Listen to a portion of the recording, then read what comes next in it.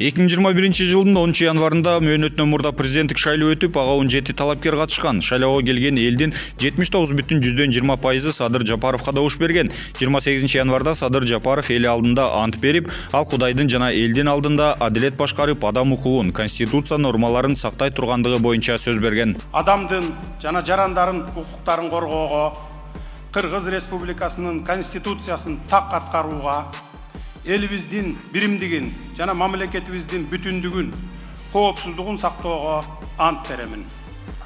Ошол күндөн бери толук жарым жыл өтө элек, анын жарым жылга жетпеген мөөнөтүндө айрым учурларда коомчулукка жакпаган чечимдери болду. Ошол эле учурда анын кылып жаткан иштерине жогорку баа берип, ар бир кадамын кубаттагандардын саны да карбын.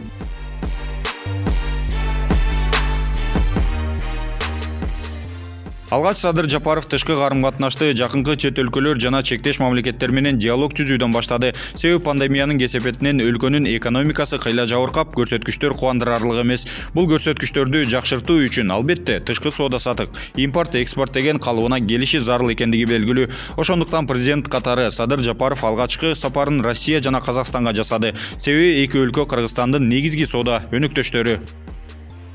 Хочу заявить, что между нашими странами нет никаких политических противоречий. Выражаю уверенность в том, что сегодняшние переговоры поднимут наши межгосударственные отношения на новую качественную ступень развития. Ошондой эле Садыр Жапаровдун кийинки иш сапарлары дагы ийгиликтүү өтүп, Өзбекстан, Туркменистан, Турция, Россия, Казакстан жана башка бир катар өлкөлөр менен буга чейин солгундап калган карым-катнаштар жанданып, келечектүү болуп турат.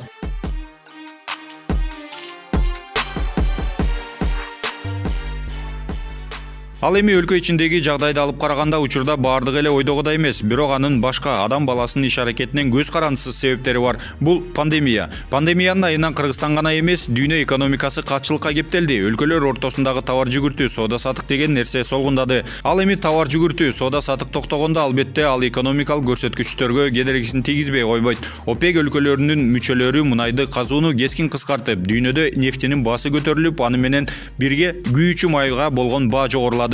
Ал эми күйүүчү майга болгон баа жогоруласа, албетте ички рыноктогу базар баасынын жогорулашына алып келет. Себеби мамлекеттер аралык соода-сатык америкалык доллар менен жүргүзүлгөндүгүнө байланыштуу доллардын куну учуп, ал дагы кедергисин тийгизди. Мындайча айтканда, дүйнө экономикасы чоң бир айланпанын курмандыгы болду. Жада калса Кыргызстанда, аны менен катары бүтүндөй КМШ өлкөлөрүндө бир убакта союздун баасы 100 сом, 735 тенге же 130 рубль болот деп ким ойлогон? 10 тонна союзды киргизесиң, ал эми холодильникте 1 жыл сактасаң болот да. Даже 1 жарым саксадан болот. А булар аны сактап айтып сатып берген, азиз дефицит болот союз. Ошо себептен кымбаттап кетти, жок да анткени. Бирок акырындап өз убагында көрүлгөн иш-чаралардын жыйынтыгында базар баалары дагы турукташып бара жатат. Болгону күйүүчү майлоочу май жана ун азыктарына болгон бааны теске албайбыз. Себеби бири ОПЕК уюмунун нефтини казуу көлөмүнө көз каранды болсо, экинчиси Казакстандан келген ундун көлөмүнө көз каранды. Казакстанда болсо быйыл Кыргызстанда эле кургакчылык орун алып, буудай талааларына сугат суусу жетпегендиги маалым. Бирок мындай кургакчылыкка карабастан токтогул суу сактагычы күндөн күнгө стабилдүү сууга толуп, учурда ал жерде 11 миллиард 350 миллион куб суу топтолду.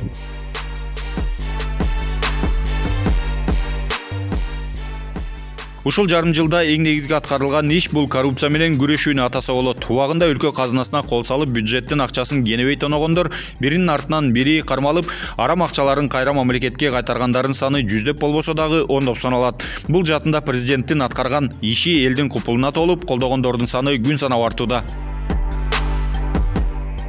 Жаңы бийлик үчүн апрель айынын 29-30 чоң сыноо болду. Анда Тажикстандын куралдуу топтору Кыргызстандын аймагына кирип, 36 мекендешибиздин өмүрүн алган. Бирок өлкө башчысы куралдуу кагылышууда чечкиндүү кадамдарга барып, жооптуу ок атууга тапшырма бергенде азыр абал кандай болот эле эч ким билбейт. Эгерде элестете турган болсоңор, Фергана өрөөнү катал өрөөн. Бул аймакта үч өлкөнүн 40 миллионго жакын тургуну жашайт. Арасында радикалдуу топтор арбын. Анан кыргыз аскерлерине жооптуу ок чыгарууга тапшырма берилгенде, Фергана өрөөнү бүгүн гүлгө айлана тургандыгы, 36 адам эмес курман болгондордун катары 1000 деп саналары боло турган иш.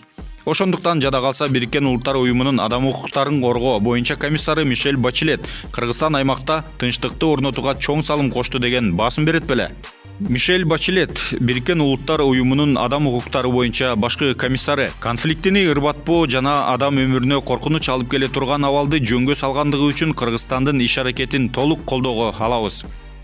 Ошентип эл аралык эксперттер жана беделдүү уюмдар ал конфликтеде Садыр Жапаровдун иш-аракетин терең баалап, чоң кантөгүүнү алдын алып калгандыгын жогору баалаган. Тышкы душмандардан ички душман кооптуу дегенде эки өлкөнүн ортосундагы конфликтиге саясий баа бермиш болуп, президентти жарга такап, кан төгүүдөн упай топтойбуз дегендер президентти сындап, табалагандар өз саясий мүдөөсүнө жеткен жок.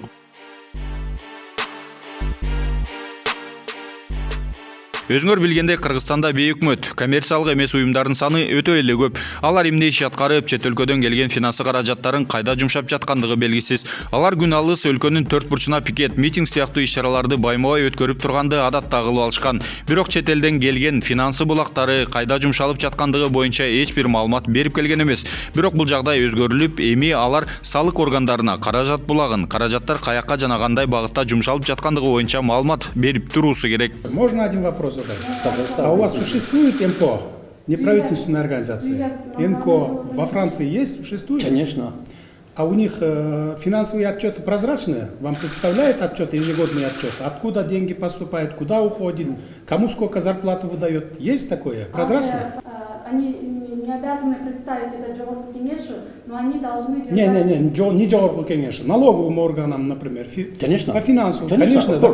А почему у вас открыто представляет отчеты, а у нас не должен быть? Почему?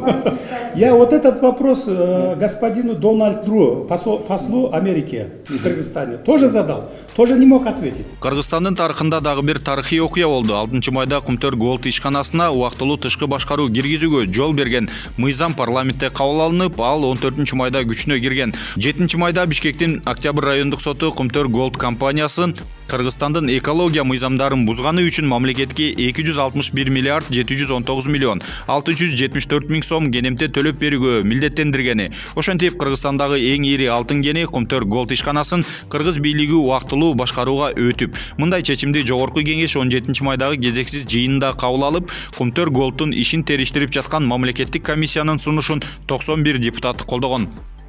21-жылдын 17-майындагы Кыргыз Республикасынын министрлер кабинетинин төрагасынын буйругу менен мен Кумтөр Голд компани убактылуу тышкы башкаруучусу болуп дайындалдым. Сиздер биздин компанияда жумуш аткаруу учурунда жаралган баардык маанилүү суроолоруңуз боюнча мага жана менин атыма кайрылсаңар болот. Ошентип президент Садыр Жапаровдун өлкө башчылыгына толук кандуу жарым жыл толо элек. Учурда мамлекет башчысына кыргызстандыктардын 80% ишеним көрсөтө тургандыгы тууралуу маалым болду. Бул боюнча М-Вектор жана кыйноого каршы коалициясы атайын сурамжылоо дагы жүргүзгөн. Данияр Өсөров, Нурпейис Шакир уулу, Бишкек 24.